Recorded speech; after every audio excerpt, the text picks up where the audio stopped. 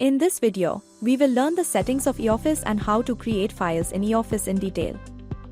First, go to the employee role. On the left side, click on the eOffice icon, which is the last option. Now click on Settings, then click on the drop-down menu. Here we can configure different options such as delivery mode, document type, file category, file subcategory, language, organization. Now click on organization. Here we select the organization type and organization name and then click Save. On the right side, you can see that the organization has been saved and it will be used while creating files. Next, add the contact details, which will be used later for contact purposes. Now we will create a file. Click on Files, click on Create File.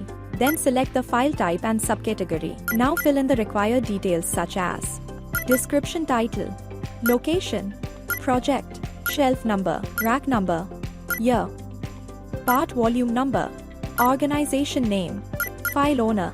After entering all the details, click Save. Now go to View File, where you can see the file that we created. Here, the file number is generated automatically. After creating the file, we can assign it. Go to Assign Files. Select the file, choose the member you want to assign it to, and select the role. For role, we have two options: Owner, User. Then click Save. On the right side, you can see the list of files and the assigned members. From here, you can also edit or delete the assignment. Next is Part Volume. We can create a part volume in two ways. First is while creating the file. Second is from the Part Volume section. Simply select the file name. The volume name or number will appear automatically. Now mention the rack number and shelf number. Then click Save. Now let's create a receipt. Click on Receipt, then Create Receipt. Receipts are created according to the file and volume. So first select the file and then the volume. Upload the receipt, select the receipt type, and fill in the required details.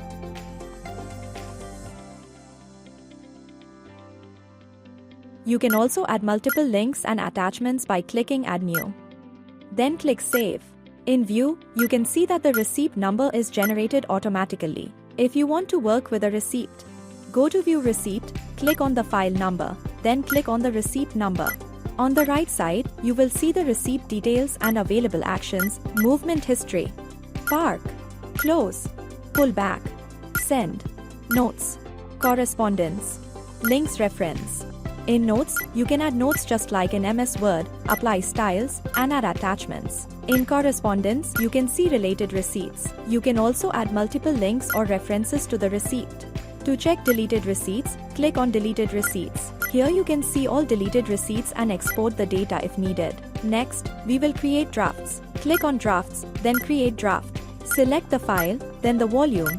Upload the draft, and select the draft type. Draft types include Reply, Fresh. Then add the subject, links, and correspondence, and click Save. Viewing drafts.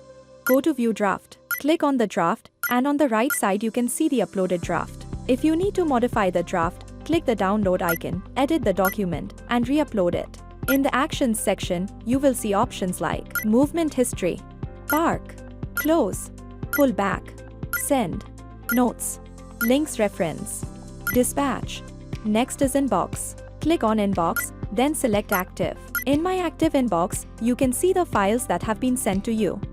In Closed, you will find all closed records. And in CC, you can see all the activities where you were copied. And this is how we can use eOffice settings, create files, receipts, drafts, and manage the inbox efficiently. Found this useful? Save it for future reference. Follow us for more helpful content. Subscribe to our YouTube channel for complete details. Try OZ Office Management today.